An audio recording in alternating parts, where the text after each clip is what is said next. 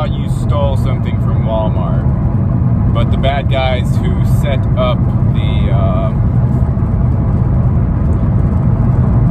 parasitic economic system in the first place, which is a prison system. It's a slavery system, very obviously so. Right? So take the place of those people or those beings or whoever, even if it's us, on some level. That's kind of irrelevant, because really everything's us. But for the sake of pondering, just take the position of the ones who are responsible for the system, for the Ouroboros system,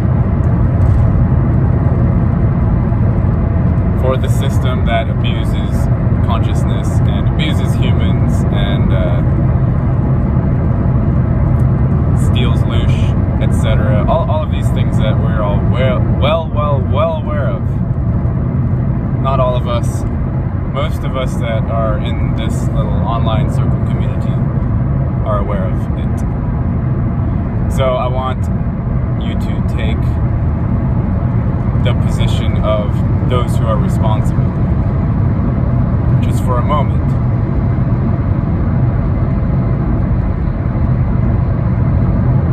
And I know it's not as simple as someone just had say there was a whole colony of people in the Garden of Eden and somebody had a bright idea that was like, these guys are having way too much fun. They're running around with no clothes and they really need to feel pain. So let's tell them they need to put all of the fresh fruit in boxes because maybe it won't grow tomorrow, etc. You know, they need to start keeping records of everything and so on, right? Maybe it wasn't that simple. We don't know exactly how this system arrived. But we do know that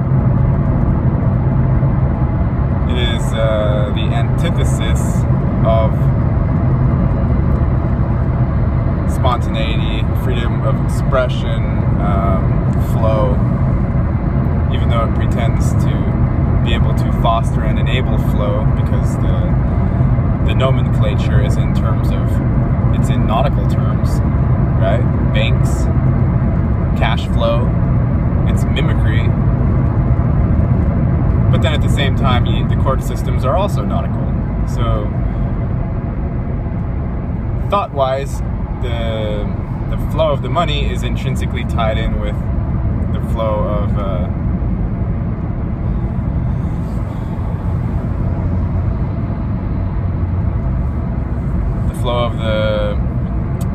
court system legalese. It's the same wording.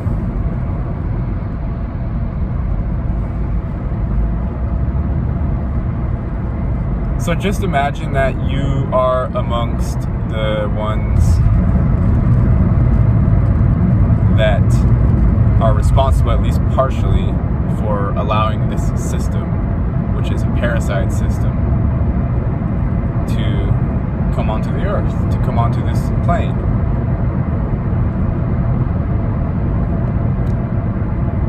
And imagine that you had been on your high horse for a really long time. Because power drugs. Yes, it drugs the mind.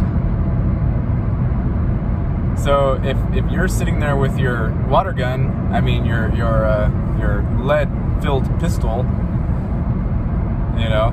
with your tool, and all other types of violence, real or implied.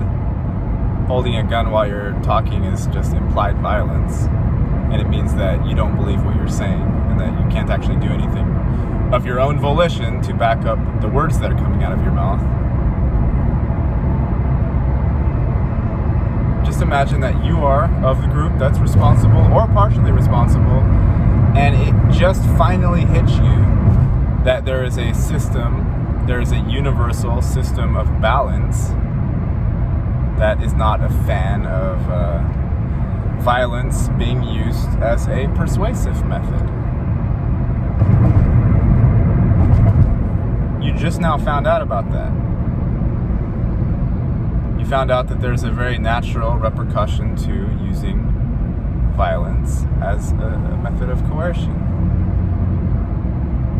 And you just now realize that somebody's onto you. Someone, somewhere, somehow, something. And you gotta look at yourself.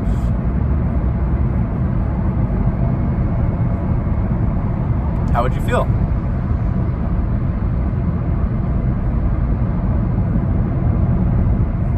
How would that make you feel? And would you stay around and face the music?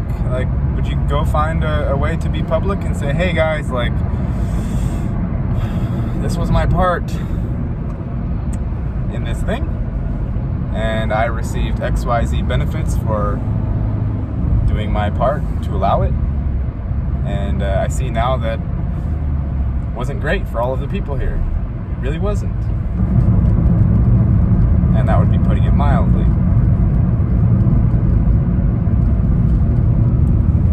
Or would you abscond? Would you disappear?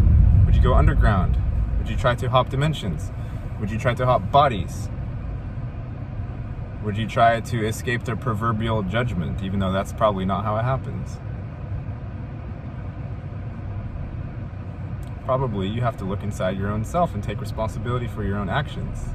That's probably how it happens. I don't know exactly how it happens.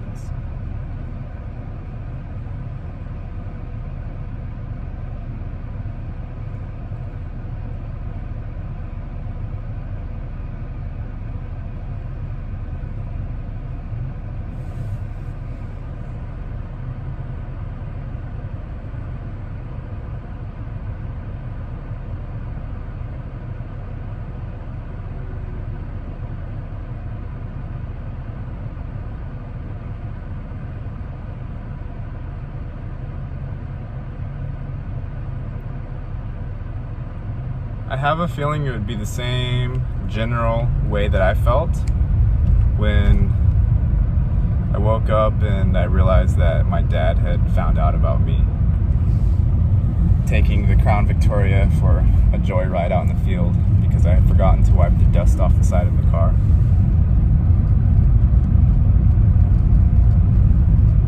That feeling of your stomach just dropping.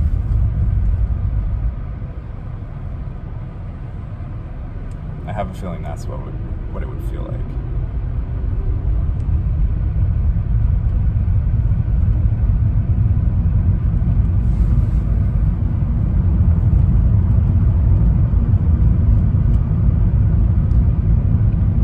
There's only running for so long. No matter who you are, no matter what you are, no matter when you are, how any of these adjectives or placements for the you, wherever the you are, some sort of acceptance of responsibility for every single person who ever did anything anywhere comes around at some point.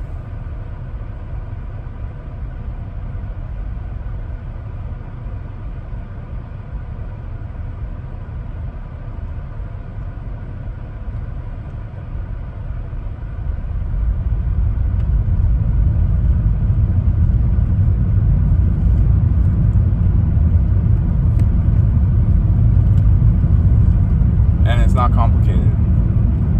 Nothing that goes on here in this place is complicated.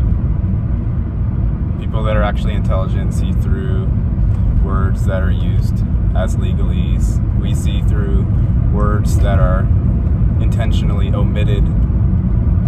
We see through bullshit advertising. Literally everything.